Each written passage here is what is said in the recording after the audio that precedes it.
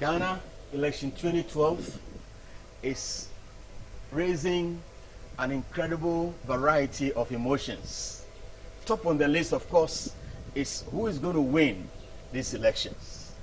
And every party, every candidate is working very hard to secure the victory. So there will be winners, there will be losers. But behind all these concerns about who will win, there are deeper concerns for people of this country. Many are asking the question, would we still have our country intact? Would we still have peace in our nation post-election 2012? And the questions are justifiable. The reason is this: we have a variety of political parties contesting for these elections. These political ideas represent the variety of opinions and thoughts and ideas that should naturally be present in any nation. However, even deeper than the political ideas, people are aware that we have a variety of tribes in this nation, and most of whom don't actually get on well.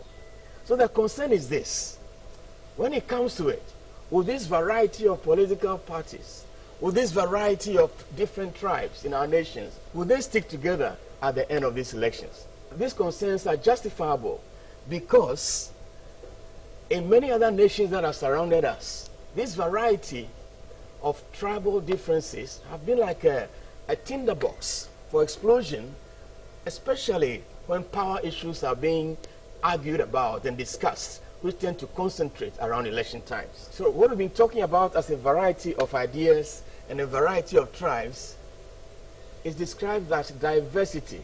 So in every nation, we have a diversity of tribes, we have a diversity of ideas, we have a diversity of peoples. And the question is, will these different political parties, will these different tribes in our nation, especially in Ghana where we have up to 79 different tribes, will they stick together? Will the Evers, will the Ashantis, will the Gans, will the Nzimas, will the Fantis, will the Frafras, will the Dagombas, and the Dagares, will they stick together post-election 2012? I want to say to you that I believe with all my heart that they will stick together. They will stay as one.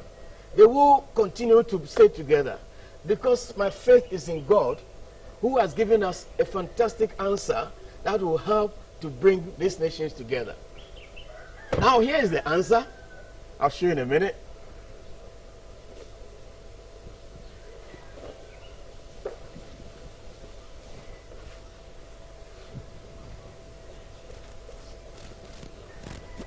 What I've got on here is a beautiful, beautiful Kente cloth.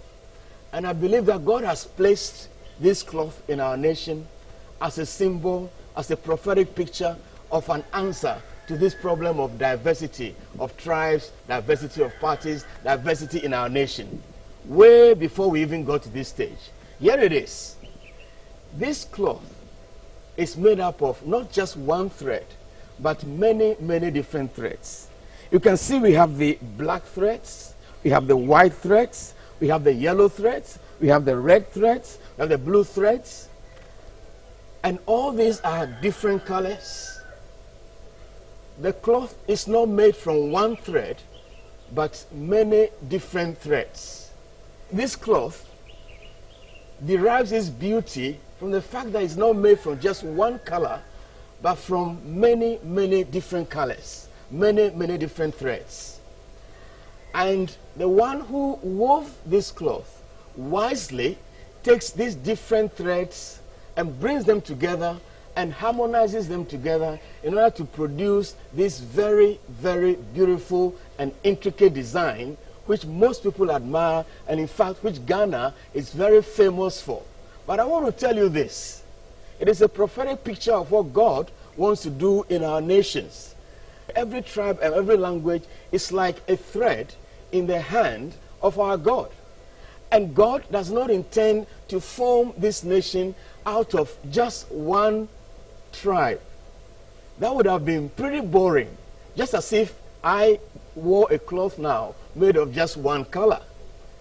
God's plan is to form this nation out of all the different tribes in this country.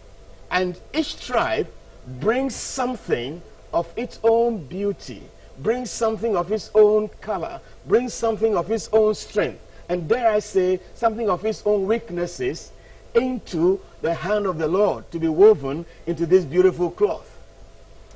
And what this means is that each tribe needs the other tribe in order that we can form a beautiful nation. There are some tribes in our nation who are particularly gifted in the area of business. They are strong in business. Where business is happening, you will find them there at the top of it. And then there are other tribes which are also very strong in agriculture, growing all the yams, growing all the plantains, growing all the palm fruits for us. And then there are other tribes which not very good in agriculture, but very, very gifted in the area of the building trades. They are the masons, they are the carpenters, they are the plumbers in our nation. There are other tribes which are very strong in teaching and in the civil service. Now, this is what God wants to do in our nation. The tribes that are good in agriculture, who are not very good in business, can sell their crops to those who are very good at business. They get some money. So those who are good at business, but are not very good in growing crops, can get some food to eat. In the same way, after they've done all their businesses, they need to live in a house. So they go to the other tribes, which build all the houses. They ask them, come and build for us. And of course, they pay them.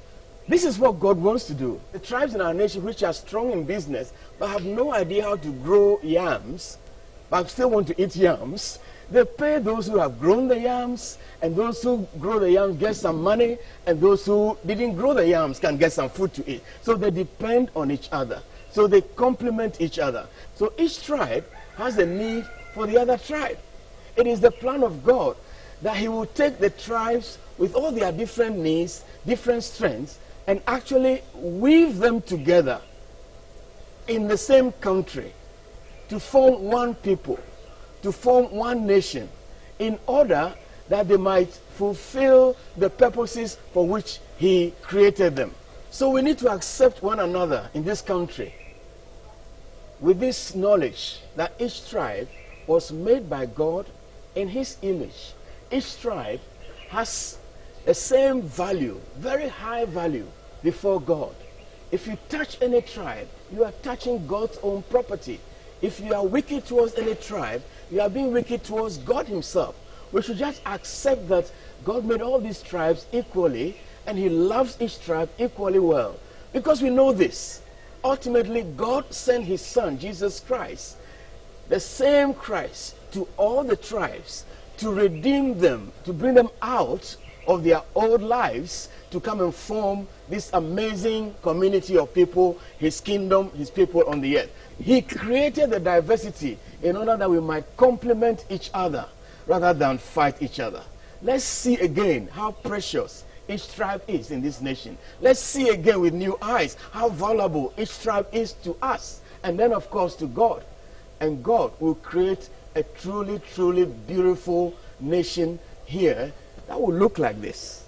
A beautiful, beautiful Kente cloth.